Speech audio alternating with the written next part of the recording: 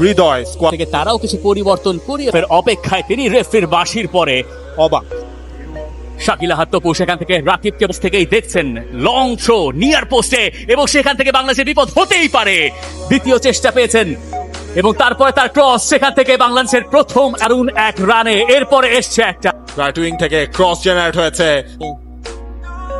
বলের কন্ট্রোল সিঙ্গাপুরের কাছেই, শুটিং স্পেস খুঁজছেন এবং ফান্ডে ইকসান ফান্দি বল পেয়ে গেছেন বক্সের ভেতরে। ইকসান ফান্দি তাদেরকে ব্রেক করার চেষ্টা করছে সমিত সোম, ওয়ান্ডারফুল।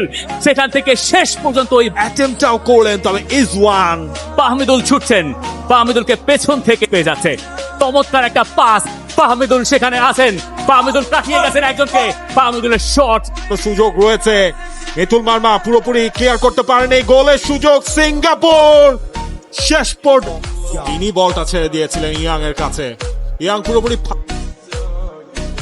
সমিতের কর্নার কিক, সেখান থেকে হেডার, আরো একবার রাকিব লেফট সাইড থেকে, রাকিবের কাটব্যাক, অনেক স্পেস পেয়েছেন। Hamid সাইহানের shot, রিবাউন্ডে Ikhsan Fandi, Ikhsan ফান্দির দ্বিতীয় রাউন্ডে বল যার কাছে গেলে ক্ষতি হওয়ার কথা ছিল তার কাছেই গেল এবং ইকসান ফান্দি হৃদয়কে বোকা বানিয়ে হামজা বল দিয়েছেন রাকিবকে, রাকিব কি পারবেন, রাকিব এবং বাংলাদেশ ম্যাচে ফিরলো।